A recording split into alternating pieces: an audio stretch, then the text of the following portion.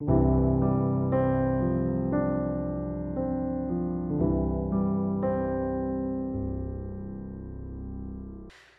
그날 함께 거하니라는 제목으로 말씀 전하도록 하겠습니다. 네, 오늘부터 예수님이 만난 사람들이라는 주제로 시리즈 설교를 하려고 합니다. 마태, 마가, 누가, 요한복음에 증거된 예수님의 행적을 따라 예수님께서 만나셨던 사람들을 묵상해 보자 합니다. 또 예수님을 만나셨던 사람들을 만나셨던 그 예수님의 이야기를 묵상해 보고자 합니다. 오늘은 그 첫째 시간으로 예수님이 세례 요한의 두 제자 안드레와 또 한 명의 제자를 만난 날입니다. 세례 요한의 제자였던 이 두 사람은 스승의 말을 듣고 예수님을 따르기로 합니다. 그때 일어난 일이죠. 그날 그들은 놀라운 인생의 참된 행복을 발견합니다. 그들은 어떻게 인생의 참된 행복을 발견하게 되는지 오늘 말씀을 통해 각자에게 말씀하시는 주님의 음성을 듣는 귀한 시간 되실 수 있기를 주님의 이름으로 축원드립니다. 오늘 말씀은 또 이튿날 요한, 즉 세례 요한이 그의 제자 둘에게 전한 말로 시작합니다. 예수님께 나왔던 두 명의 사람은 이렇게 세례 요한의 많은 제자 중에 두 사람이었습니다. 이 40절, 오늘 보면 40절 말씀에 보면 이 두 사람 중 한 명은 훗날 교회의 반석 같은 지도자인 베드로의 형제 안드레가 그 한 명이었고, 또 한 사람은 이름은 밝히진 않고 있으나 초대교회 그런 교부들의 증언에 따라 이 요한복음을 기술한 사도 요한이다라는 것이 거의 정설입니다.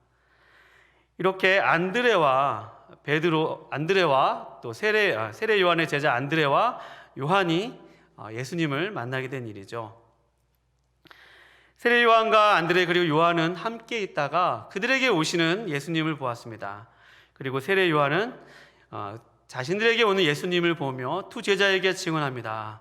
보라, 하나님의 어린 양이로다. 세례 요한은 어제와 동일하게 자신에게 오시는 예수님을 보고 어제와 비슷한 증언을 합니다. 오늘 말씀에서 또 이튿날이라는 시간의 표현으로 시작하고 있잖아요. 어제는 어떤 말씀하셨냐면 보라, 세상 죄를 지고 가는 하나님의 어린 양이로다. 오늘 본 말씀에 오늘은 보라, 하나님의 어린 양이로다 라고 말씀을 하고 있습니다. 이 말씀은 구약 성경 이사야서 53장 7절과 10절 말씀을 생각하게 하는 대목입니다. 이사야서 53장 7절과 10절에 보면은 종의 노래, 고난받는 종의 노래를 보면서 그분의 종이 오시면 어린 양과 같은데 털 깎는 자 앞에서 잠잠하고 그의 영혼을 주께 드리고 그가 자기의 일을 주님께 순종함으로 말미암아 여호와의 뜻을 성취한다는 고난받는 종의 노래가 나오는데, 고난받는 종이 어린 양으로 묘사되어 있습니다. 그러니 세례 요한이 보라, 세상 죄를 지고 가는 하나님의 어린 양이로다, 보라, 하나님의 어린 양이로다 라고 하는 말씀은 하나님의 말씀을 생각하게 하는 대목입니다. 세례 요한의 두 제자 안드레와 요한은 지금 자신의 스승이 하는 말과 저기 보이는 한 남자를 보며 잠시 고민했을 것입니다. 하나님의 말씀을 들었지만 저 사람이 하나님의 어린 양이다 라는 말씀을 들었을 때 고민하였을 것입니다. 요즘 신조어 중에 얼평이라는 말이 있습니다. 얼평이란 말은 얼굴을 평가한다는 말이죠. 누군가 상대방의 외모에 대해서 얘기하는 것을 얼평이라고 합니다. 제가 외람되게 예수님의 외모를 평가해서 죄송한데, 예수님의 외모는 실제 나이보다 굉장히 들어 보이셨습니다. 그 이유가 훗날 요한복음 8장 57절 말씀에 보면 유대인들이 예수님을 보고 이런 얘기를 합니다. 내 나이가 아직 50세도 못 되었는데 아브라함을 보았느냐? 라고 얘기합니다. 예수님이 지금 이 당시에는 예수님의 나이가 30세에서 33세로 알려져 있습니다. 그런데 예수님의 그 30대 얼굴을 보고 사람들이 내 나이가 아직 50도 못 되었는데 라고 얘기하고 있는 것은 예수님이 그만큼 원래 나이보다 좀 많이 들어 보였다는 것입니다. 그러니 예수님을 볼 때에 그분은 그냥 누가 봐도 평범한 한 남자였고, 특별히 우리가 잘 알고 있는 것처럼 목수의 아들이었던 예수님은 노동으로 말미암아 손에 잔주름도 많이 있으셨을 것이고 또 얼굴도 많이 게을르셨을 것이고, 그러니 나이가 많이 들었겠죠. 그렇게 누가 봐도 예수님을 보았을 때 특별한 점은 없었을 것입니다. 그런데 세례 요한이 보라, 예수님을 향해서 세상 죄를 지우하는 하나님의 어린 양이다, 하나님의 어린 양이다 라는 말씀은 결국엔 하나님께서 보내신 메시아가 저 사람이다 라고 하는 말씀이거든요. 당시 사람들이 그토록 기다리고 대망했던 메시아, 번역하면 그리스도라고 하는 메시아, 당시 사람들이 생각했을 때는 로마의 압제로부터 자신들을 보호해줄, 구원해줄 기다리던 그 왕이 저 사람이다라고 생각했던 것입니다. 그런데 예수님의 모습을 봤을 때는 그냥 평범하게 보이는 한 남자였던 것입니다. 우리가 여기서 잠깐 짚고 넘어가야 될 중요한 대목이 있는데, 여러분, 예수님은 참 하나님이시고 참 인간이세요. 예수님은 참 하나님이시고 참 인간이십니다. 예수님은 철저하게 인간으로 오셨습니다. 그러니 예수님이 원래 나이보다 나이가 많아 보이시고 또 예수님을 보았을 때 평범해 보이는 것은 예수님이 그렇게 완벽하게 육신하신 인간의 몸으로 오셨기 때문이에요. 근데 그 예수님을 보고 세례 요한이 보라, 하나님의 어린 양이로다 라는 이야기를 들었습니다. 잠시 안드레와 또 요한, 또 한 명의 제자는 고민했을 거예요. 저 사람을 보고 내가 지금 따라가야 할지 따라가지 말아야 할지 고민하였을 것입니다. 그런데 오늘 말씀 37절 말씀에 보면 두 제자가 그의 말을 듣고 예수를 따르거늘, 그의 말은 누구의 말이죠? 그의 스승이었던 세례 요한의 말입니다. 세례 요한의 말을 듣고 자신의 스승이었던 세례 요한의 말을 듣고 예수를 따라갑니다. 이들의 눈엔 그저 저 평범한 한 남자였던 예수를 따라갑니다. 왜냐하면 이유는 단순합니다. 하나님이 요한을 통해 하신 증거를 그들이 붙들었기 때문입니다. 이때 예수님은 아직 사람들에게 표적, 기적을 행하시기 전이었습니다. 예수님은 아직 사람들에게 공개적으로 그분의 가르침을 전하시기 전이었습니다. 사람들은 그저 예수님을 보았을 때 한낱 목수의 아들이요 나사렛 예수라고 하는 한 젊은 청년이었지 공개적으로 그분의 일을 행하시기 전이었습니다. 그러니 세례 요한의 두 제자가 예수님을 따라갔다는 것은 예수님을 보고 따라간 것이 아니라 그의 스승이었던 세례 요한의 증언과 증거를 듣고 따라갔음을 우리가 알 수 있습니다. 바로 그 사실에서 여러분과 제가 집중해야 될 필요가 있습니다. 그렇습니다. 이를 통해 우리가 알 수 있는 것이 있죠. 우리가 알 수 있는 것이 있어요.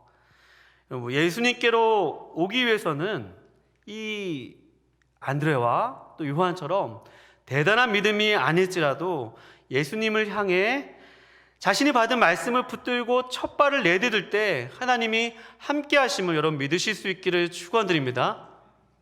잠언 16장 9절 말씀에 보면 이런 말씀이 있습니다. 사람이 마음으로 자기의 길을 계획할지라도 그 걸음을 인도하시는 이는 여호와이시니라.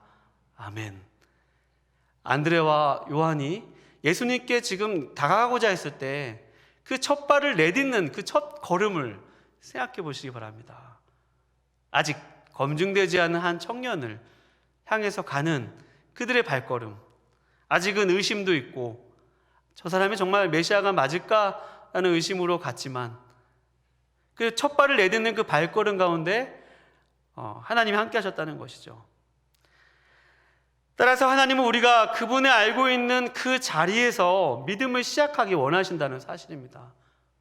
우리가 알고 있는 그 자리, 우리가 믿고 있는 그 자리에서 지금 예수님께로 나아오기를 원하신다는 사실입니다. 오랫동안 믿음 생활을 쉬다가 예배당에 왔는데 그때 마침 어릴 적 교회 학교에서 배웠던 복음성가를 듣게 됩니다. 너는 내 아들이라, 오늘날 내가 너를 낳았도다.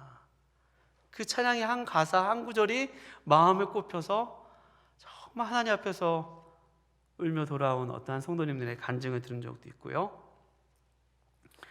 안드레와 요한처럼 아직 예수님에 관해서 아는 것은 그냥 자신의 스승을 통해서 들었던 그런 증언들에 불과하지만 거기서부터 시작하는 것이죠. 인생의 큰 풍랑을 만나 이전엔 교회에 관심도 없다가 이제 막 교회 나오기 시작한 분들 계시다면 여러분, 그 발걸음을 인도하시는 분은 하나님이세요. 하나님이세요. 내가 인생에 실패했고 내가 어려움을 만났기 때문에 내가 교회 나온 것이 아니라 그것 아니면 하나님 만날 수 없기 때문에 하나님 우리를 부르신 것입니다. 여러분, 일부 예배 7시 반에 여기 올 수 있는 것 하나님이 도와주시니까 나오신 것이에요. 여러분 믿으세요? 얼마나 귀한 발걸음인지 모릅니다. 첫 발을 내딛는 것이 중요해요. 내가 지금 있는 그 자리에서 거기서부터 시작하는 것입니다. 예배 시간에 들었던 한 말씀 한 구절과 찬양 한 절이 우리의 인생을 주님께로 첫 발을 내딛게 하는 아주 돌이키게 하는 귀한 기회가 된다는 사실입니다. 여러분, 이 시간 혹시 오늘 예배 가운데 오랜만에 나오신 분들이나 또 오랜만에 신앙생활 하고 계신 분들이 계시다면 안드레와 요한처럼 지금 내가 알고 있는 그 자리, 내가 서 있는 그 자리에서 예수님께로 가실 수 있기를 주님의 이름으로 축원드립니다. 여러분과 제가 발걸음을 돌려서 지금 서 있는 곳에서 예수님께 돌아가는, 지금 서 있는 곳이 예수님과 정반대 방향으로 가고 계시다면 지금 그 자리에서 방향을 돌려서 예수님께 돌아갈 수 있는 여러분과 제가 되실 수 있기를 주님의 이름으로 축원드립니다. 세례 요한의 제자 안드레와 요한은 39절 말씀에 보면 이렇게 증가하고 있습니다. 그들이 가서 계신 데를 보고 그날 함께 거하니 10시쯤 되었더라. 세례 요한의 두 제자였던 안드레 요한은 그들의 스승의 가르침에 순종하여 예수님께 왔죠. 그들이 따르는 것을 보시고 주님은 38절입니다. 예수께서 돌이켜 그 따르는 것을 보시고 물어 이르시되 무엇을 구하느냐 라고 말씀하고 있죠. 아마도 예수님 앞에 나오기 시작한 그들의 눈높이에 맞춰서 너의 인생의 필요가 무엇이냐, 너는 인생에 무엇을 구하고 있느냐 라고 주님이 질문하고 계십니다. 그 주님의 질문에 대해 그들의 질문은 다시 또 그들이 질문을 하는데 그들은 예수님께 어디 계십니까? 어디 계십니까? 라고 묻습니다. 이것은 어디 머물고 계십니까? 라는 문장으로 번역할 수 있는데요. 이것은 당시 좀 역사적인 배경이 있습니다. 당시에는 랍비들에게 가르침을 받을 때 회당이나 어떠한 장소에서 가르침을 들었습니다. 그러니까 지금 이 안드레와 이 요한이 예수님께 어디 계십니까? 라고 질문하는 것은 랍비요, 우리가 당신의 가르침을 들으려면 어디로 가면 되겠습니까? 라고 지금 묻고 있는 것입니다. 그러니까 지금 이 장소적인 의미는 가르침을 위해서 그 장소를 알려주십시오 라고 묻는 것입니다. 그랬더니 예수님은 뭐라고 말씀하시냐면 와보라 라고 말씀하십니다. 우리 교회를 표현하는 말씀이죠. 와서 보여줄 수 있는 교회. 진리를 듣고자 했는데 와라. 이거 영어로 함께 고백해 볼까요? Come and see. 네, 아침부터 영어를 말씀드려서 Come and see. 이 come 명령어인데, 그리고 and는 먼저 명령을 얘기하고 뒤에는 미래를 의미합니다. 그러니까 와라. 그러면 내가 보게 될 것이다. 이렇게 얘기하고 있는 것입니다. 너가 와라. 나한테 와라. 그럼 너가 보게 될 거야. 라고 이야기하고 있는 것입니다. 듣게 될 것이다. 라고 하지 않으시고 보게 될 것이다. 라고 이야기하고 있어요. 결국 안드레와 요한은 이 주님의 말씀을 듣고 예수님의 말씀을 듣고 예수님이 머물고 계신 집에 왔습니다. 그리고 오늘 말씀에 보면 39절 말씀에 그날 함께 거하니 라고 말씀하고 있습니다. 이 거하다, 그날 함께 거하니 라고 말씀하고 있는 곳에서 거하다 라는 말은 메노라는 헬라어인데요, 이것은 영어로 stay 라는 말입니다. 즉 머물다 라는 단어이죠. 메노, stay는 어느 정도의 시간 동안 특정한 장소에 머무르고 나눈다는 뜻입니다. 그러니까 안드레와 요한이 예수님이 계신 곳에 와서 그날 함께 머물렀는데, 말씀해 보면 39절에 그날 함께 거하니 때가 10시쯤 되었더라 라고 말씀하고 있습니다. 이 10시라는 말은 우리말로 10시로 번역되어 있지만 당시의 시간 계산법에서는 오후 4시입니다. 그날 그들이 예수님께 왔던 시간이 오전 10시가 밤 10시가 아니라 오후 4시예요. 그러니까 하루의 일과가 끝날 때입니다. 이제 저녁 식사를 준비할 때입니다. 그러니 오후 4시는 하루를 마감하고 집에 들어가 쉬는 시간이기 때문에 오후 4시에 그들이 예수님의 집에 왔다는 것은 그들이 그날 저녁과 다음 날까지 그날 거기서 머무는 것을 의미합니다. 그날 밤 그렇게 예수님과 안드레와 또 요한은 예수님의 집에서 머물렀죠. 예수님과 안드레와 요한이 그날 함께 거하면서 어떤 대화를 나누었는지는 알 수 없습니다. 근데 원어상으로 좀 독특한 것은 예수와 함께, 그날 함께 거하다라고 했을 때 이 함께라는 이 전치사도 다른 전치사와 다르게 이 파라라는 전치사를 사용했는데, 여기서 파라라는 단어가 좀 아주 가까이에 있는 그러한, 가까이에 있을 때, 어떤 대상과 가까이 있을 때 붙이는 전치사가 바로 이 파라입니다. 그러니까 그날 함께 거했다라고 할 때 이 가까이라는 단어, 이 파라라는 단어를 쓴 것은 예수님과 함께 있었던 안드레와 요한이 굉장히 밀접하고 굉장히 친밀한 시간을 보냈다는 것을 알 수 있습니다. 그 시간을 통해서 굉장히 친해졌다는 것을 알 수 있고, 또 우정이 돈독해졌다는 것을 알 수 있습니다. 이 관계의 질이 굉장히 그 밤에 깊어졌다는 것을 알 수 있습니다.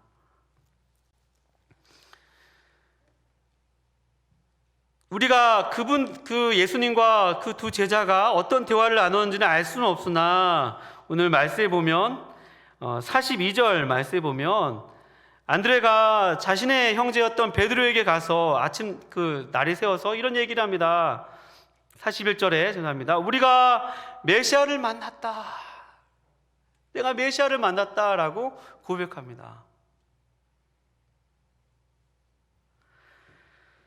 그날 세례 요한의 말을 증언을 듣고 예수님께로 갔던 그 두 제자는 예수님과 한 밤을 지내면서 세례 요한 때문에 예수님을 알게 된 것이 아니라 예수님을 직접 목격하고 예수님을 직접 만나고 예수님과 대화를 나누고 예수님과 함께 식사를 하고 예수님과 함께 농담도 하고 대화를 나누면서 내가 만나는 분이 메시아다라는 것을 직접 발견하게 된 것입니다. 깨닫게 된 것이에요. 훗날 이 사복음서를 살펴보면 예수님 주변에 많은 사람들이 있었습니다. 많은 무리들과 군중들이 예수님을 따랐습니다. 근데 그들이 예수님을 믿는 믿음에까지 나간 사람은 그리 많지가 않습니다. 예수님을 많이 따라다닌다고 해서 그들이 꼭 예수님의 제자가 되었던 것도 아니고 예수님을 믿을 수 있었던 것도 아닙니다. 예수님을 믿음으로 나아갔던 사람은 극히 제한적이었습니다. 예수님이 선택하셔서 그분과 머물게 하신 사람이 바로 믿음의 고백하였습니다. 따라서 여러분, 우리가 오늘 이 말씀을 통해서 알 수 있는 것은요, 우리가 올바른 신앙 고백과 믿음으로 세워지려면 예수님께 머무는 시간이 필요함을 믿으실 수 있기를 주님의 이름으로 축원드립니다. 그날 밤 거기 메노, 스테이 머물렀던 것처럼 예수님과 머물렀을 때 그들이 올바른 신앙 고백을 하였잖아요. 그러니까 예수님과 머무는 시간이 중요합니다. 그의 시간, 우리는 예수님과 머무는 시간이 필요합니다. 예수님도 그분의 공생의 기간 동안에 늘 아버지 안에 머무는 시간을 가지셨습니다. 그래서 새벽 오일여 미명에 늘 예수님이 하셨던 것은 기도였습니다. 기도하는 일이었어요. 이번 주에 목사님이 안 계시니까 어제 저희 교역자들, 전임 교역자들 모여서 뭐 이런저런 나눔도 하고 또 앞으로 또 목사 안 계신 상황에서 어떻게 또 교회를 섬길지 같이 이런저런 얘기들을 하면서 그런 얘기들을 하였어요. 목사님 방 앞에 신발이 안 보이니까 그게 이렇게 마음이 크게 한 구석에 비어 보이더라는 것입니다. 새벽 3시 반이면 누구보다도 제일 먼저 나와서 그 목사님 방에 불을 켜고 신발이 그 앞에 놓여 있고 거기서 기도하시던 우리 목사님이시죠. 제가 보았던 목사님은 어김없이 항상 그 시간에 오셔서 그 시간을 사랑하시고 즐기셨던 것 같습니다. 그 시간을 정말 좋아하셨던 것 같습니다. 우리는 새벽에 나오는 게 그렇게 힘들잖아요. 근데 예수님 앞에 시간을 머물면서 기도하는 시간을 즐기셨죠. 여러분, 제가 오늘 처음이자 마지막으로 이런 말씀드립니다.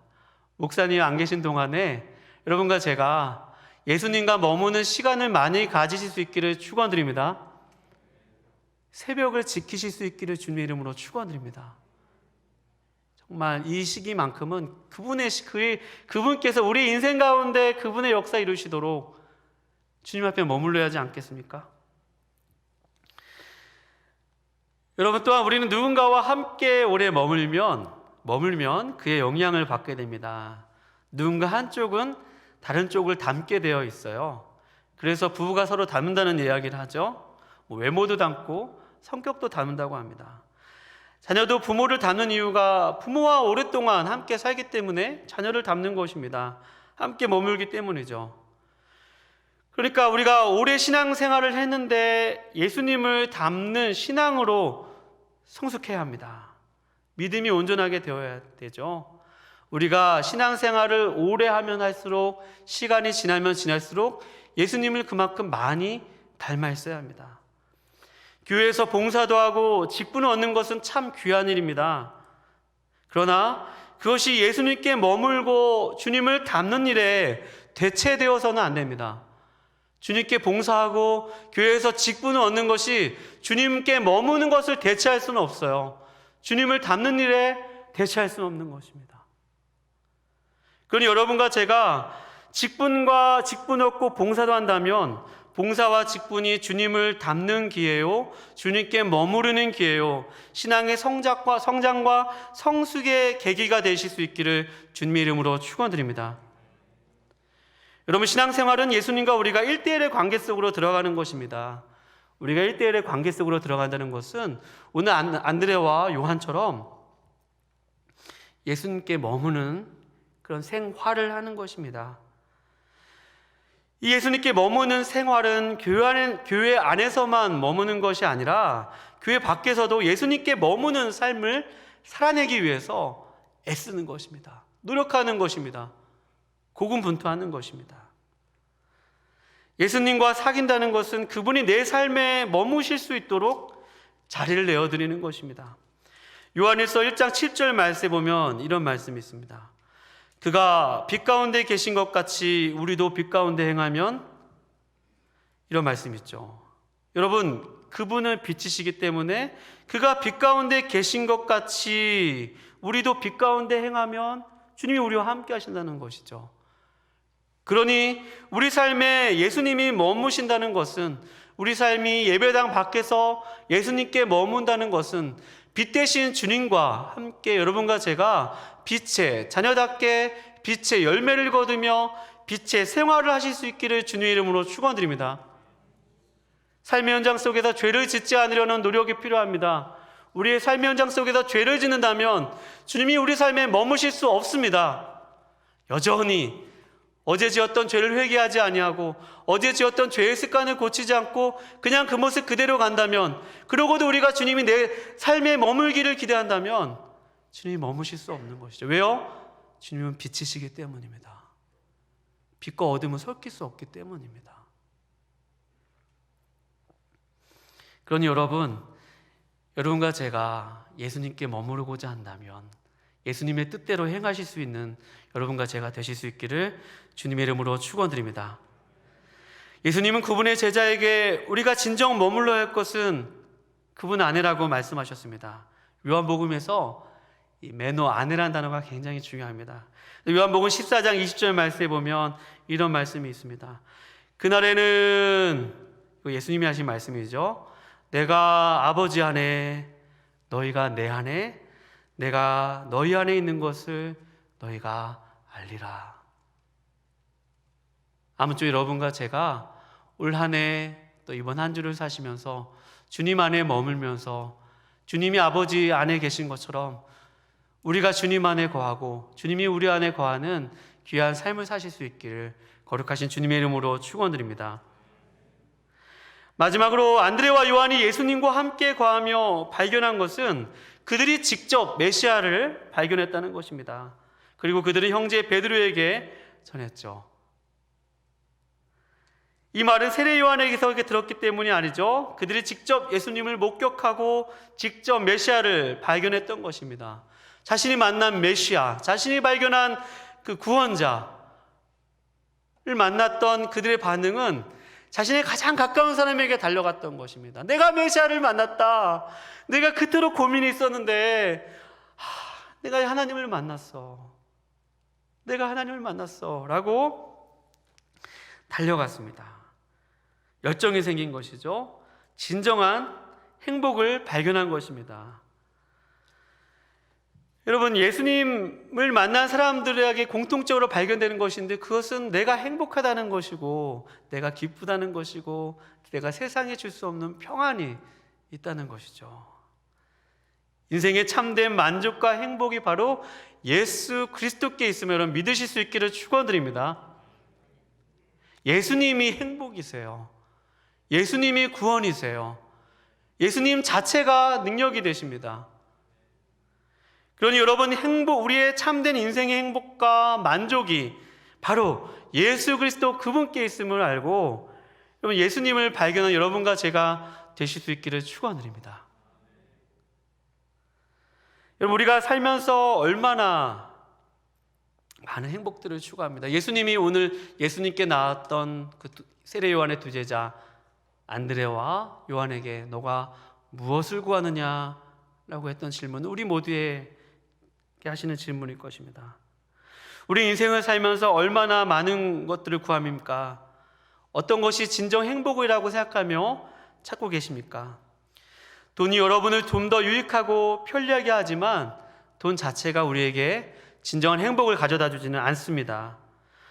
우리가 아무리 높은 명예를 얻으려고 거기서 행복을 발견하고 머물지라도 그 명예 자체가 우리에게 진정한 행복을 가져다 줄 수는 없습니다.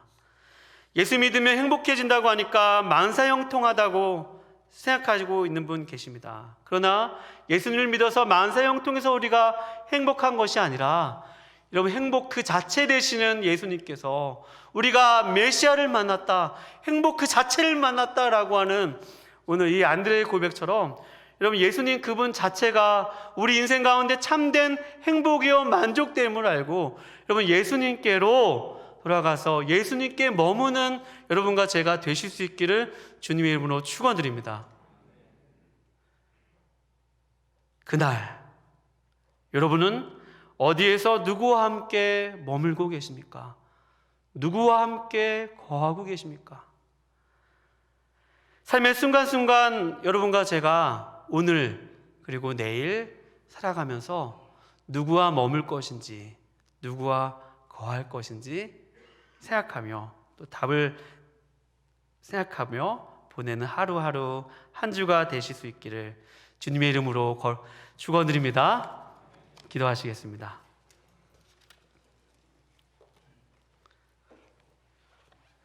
하나님 아버지, 우리는 참 인생의 행복을 추구하며 살았습니다. 어느 것이 우리의 인생의 참다운 행복인지 방황하며 이제 주님께로 돌아온 우리 모든 우리 하나님의 귀한 자녀들에게 주님께서 오늘 말씀처럼 주님께 돌아가 주님께 머물고 주님 안에 거할 때 주님, 우리 인생 가운데 진정 주님이 참된 행복이고 만족이었음을 깨닫는 우리 모두가 될 수 있도록 주여 도와주시옵소서. 우리 삶 가운데 주님께 머물기 위해서 이른 새벽에 기도하고 또 우리 삶 가운데 주님께 머물며 주님을 닮아가며 또 주님과 교제하는 우리 모두가 될 수 있도록 주님께서 올 한 해 우리의 주님의 시간을 살아가는 우리 모두가 될 수 있도록 주여 도와주시옵소서. 주님께서 우리 인생 가운데 그렇게 행할 줄 믿사옵고 거룩하신 예수님의 이름으로 기도하옵나이다. 아멘.